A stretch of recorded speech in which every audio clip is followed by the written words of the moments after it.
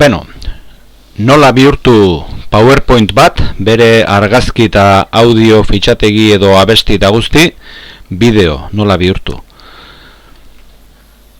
Horretarako lehendabizi, hemen daukat eskriptorioan Dionisiorentzat PPT-ak bideora bi izeneko karpetatxo bat, eta hor deskargatu dut korreoz jaso berri dudan fitxategia, eta fitxategi honi erreparatzen badiot bere formagatik, eta izenean jartzen du file minimizer izeneko batekin konprimitua dagoela, baina horretaz aparte, daukan formagatik, barruan diapositiba pantalla baten itxurako zerbait dauka, kopa bat ere izan daitekeena, hor ikusten da PPS bat dela, alegia diapositibekin egindako aurkezpen musikatu eta automatizatu bat, bere kasa diapositibak pasatzen dituena.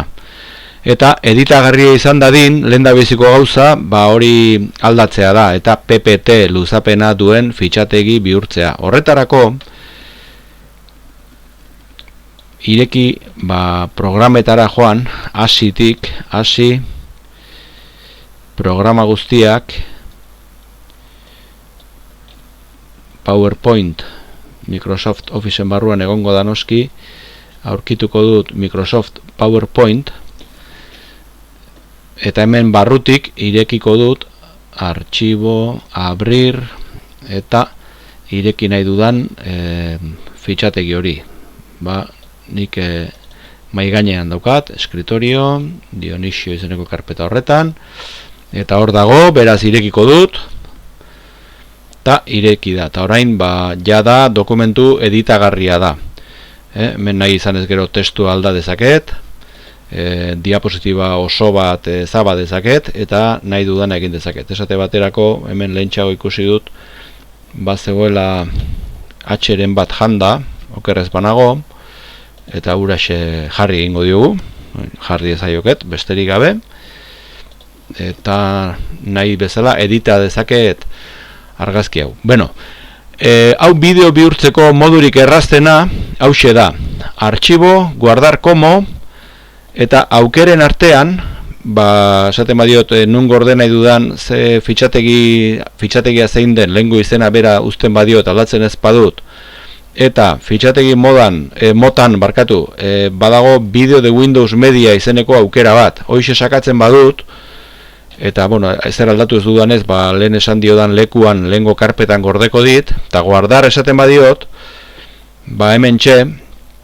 PowerPointaren barreneko barra honetan hasi da lanean. Oraindik ez da askorik ikusten, nahiko prozesu motela da, baina bere kasa egiten du.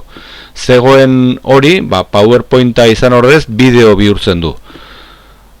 Eta bideoak dituen abantailak ditu, erabat automatizatuta dago, bere kasa ikusten da, eta bakarrik errepikatzen dela ere jar daiteke. Ikusten duzu, zeozer aurreratu du, baina oraindik motel doa, esango nuke ordu bete edo beharko duela. Ordenagailuarekin lanean jarrai daiteke, noski, hori txikitu eta lanean jarrai daiteke besterik gabe. Guk gelditu egingo dugu, eten egingo dugu prozesua, eta beste modu bat ikusiko dugu. Alegia, aldaketaren batzuk egin nahi baditut, editatu eta beste modu batera kokatu nahi baditut argazkiak edo, bigarren aukera bat badago bideoak egiteko. Eta hori da, simple o labur esan da, web bihurtzea. Eta PowerPointen lehengo bertsioek, 2010 baino zaharragoek, dirudienez hori gordetzeko aukeretan bertan zegoen guardar como, eta hemen hauetako aukera bat zen guardar como pagina web, baino gaur egun ez du ematen. Ezak izergatik, berai jakingo dute. Eta orduan trampatxo bat edo trukotxo bat egin behar da hori lortu alizateko.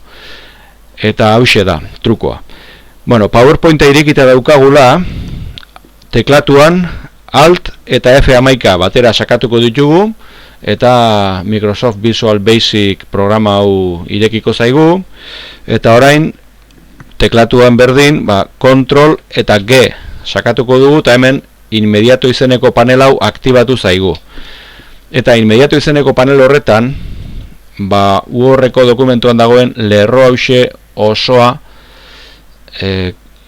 kopiatu eta itxatzi behar da, ez? Active Presentation, Save As, gorde honela, eta holako zerbait da, hori ez gara hasiko hitzez hitz destifratzen zer esan nahi duen, hartu Wordretik bere horretan eta PowerPointeko ireki dugun leio horretan kopiatu. Beraz, kopiatzeko Ctrl+C, goazen PowerPointera, eta lehen ireki dugun inmediato panel horretan, Ctrl+V, eta itxatxita dago.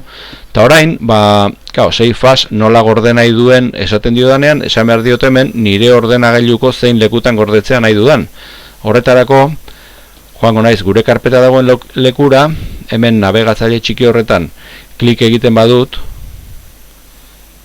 kopiatzeko irekiko zait helbide osoa, alegia C2 puntun dagoela, users ganbarakoa izeneko leku batean, hori ordenadore bakoitzak bere identifikazio hitzak izango ditu, nireak hauek ditu, hori kopiatzen badut, eta berriro joaten manaiz PowerPointeko leio honetara, eta komatxo artean dagoen zati horren ordez jartzen badut, eta desktop artekoa zabatuko dut, eta horren gainean idatziko dut, eta horren geratzen zait beste zehar marra bat, eta hemen fitxategiari jarri nahi diodan izena jarriko diot, eta ni jarriko diot zurekin. Eta orain enter ematen badiot, besterik gabe,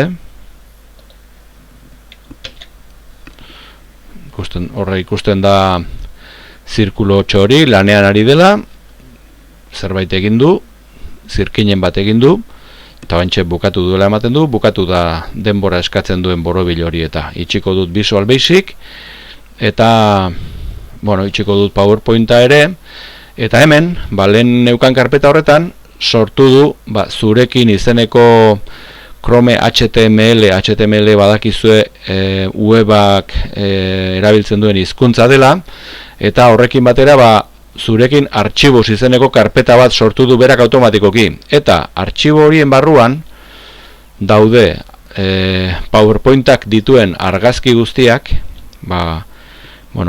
luzapenagatik ezagutuko ditugu edo formagatik. Hemen argazki baten itxura daukan horiek dira argazkiak noski, eta image 00 bat jartzen duenez, haserako izango da okerrezpanago, eta alaxe da, haserako argazkia bera soilik, testurik eta ezer gabe. Bigarrena, izango da, bera da, argazki baten bertsio bat baino gehiago gordetzen ditu, ez dakit zergatik den hori.